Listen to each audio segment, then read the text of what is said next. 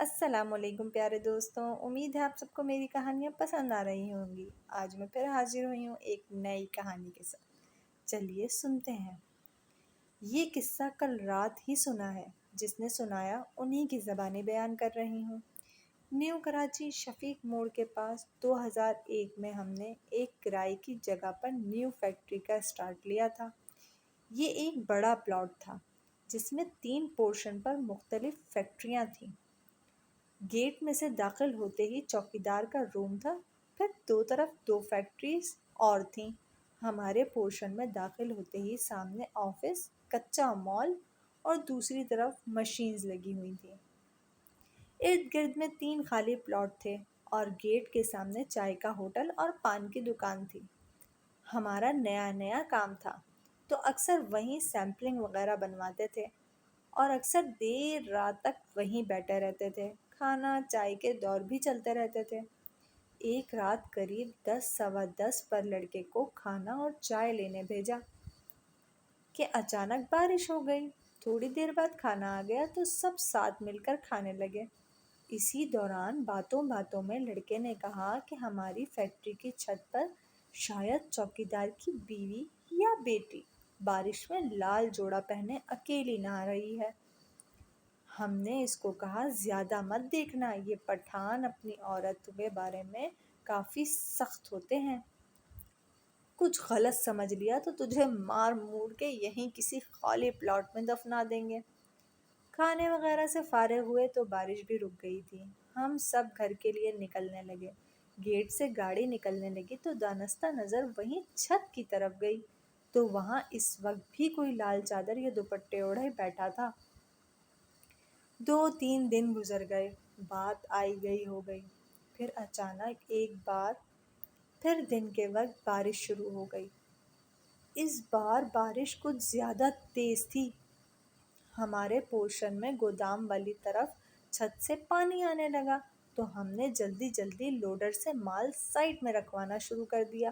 لڑکے کو چوکیدار کے پاس بھیجا کہ اوپر چھت سے پانی آ رہا ہے تو ہم کو اوپر جا کر پلاسٹک بچھانا ہے تاکہ پانی اندر نہ آئے۔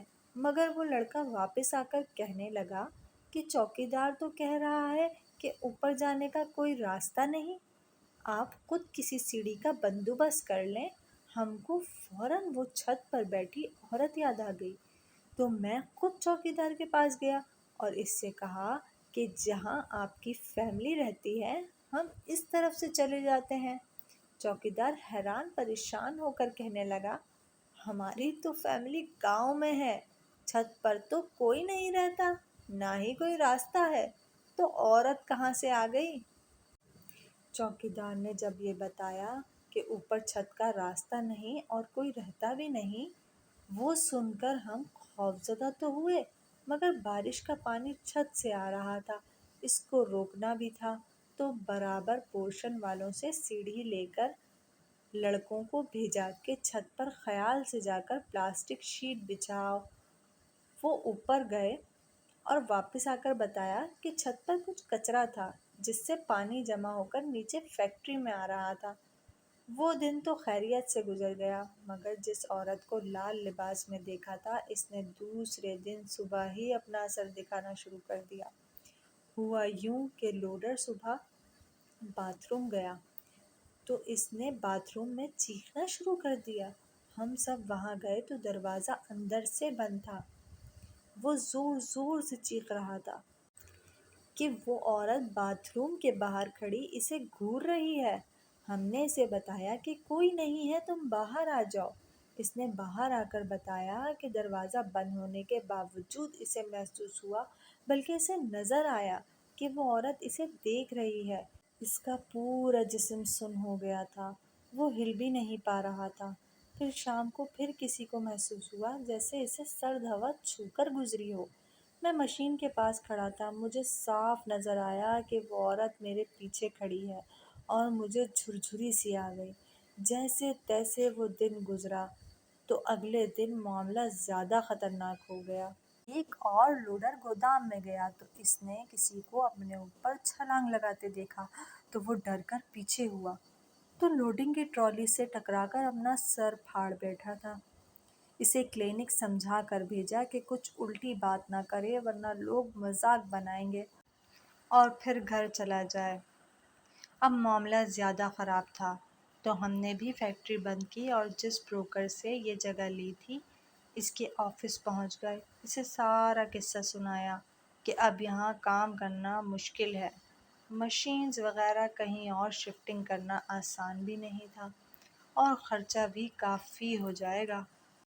بروکر نے توقع کے برعکس بات توجہ سے سنی اور کہا کہ مجھے اس بارے میں کچھ معلوم ہے، مگر کبھی کسی پر ایسا حملہ وغیرہ نہیں ہوا۔ ہم نے اس سے ہی صبا سنیما کے قریب ایک اور جگہ کی بات کی۔ پھر اس نے اس لڑکی کے بھوت یا روح کی کہانی جو اس نے 4-5 سال قبل سنی تھی وہ بتائی، کہ ہماری فیکٹری کے پلاٹ کے پیچھے خالی پلاٹ میں کچھ لوگ شام کے وقت ٹرکوں سے اسمگل شدہ مال اور شراب وغیرہ کاروں میں بھر کر منتقل کرتے تھے، کہ ایک روز اس پلاٹ کے سامنے کچی آبادی سے ایک لڑکا جس کی 2 روز بعد شادی تھی، وہ اپنے دوست کے ساتھ حجام کے پاس بال بنوانے نکلا تو ان کی گاڑیوں میں سے کسی ایک کار نے اسے ٹکر ماری۔ لڑکا اور اس کا دوست ان سے الجھ پڑے تو خالی پلاٹ میں جہاں ٹرک کھڑے تھے ان لوگوں نے ان کو پکڑ کر خالی پلاٹ میں لے جا کر تشدد کیا، جس سے دونوں ہلاک ہو گئے۔ وہ ان کو وہیں چھوڑ کر بھاگ گئے۔ لڑکوں کے گھر والے 2 دن تک انہیں ڈھونڈتے رہے اور پھر ان کی لاشیں وہاں سے ملیں۔ یہ خبر سن کر دلہن کا بھی ہارٹ فیل ہو گیا۔ کہتے ہیں یہ وہی لڑکی ہے جو ان تینوں پلاٹس کے اطراف میں اپنے دولہے کے قاتلوں کو ڈھونڈتی پھرتی ہے۔ ہم نے وہ جگہ چھوڑ دی اور پھر کبھی مڑ کر اس روڈ کی طرف بھی نہیں گئے۔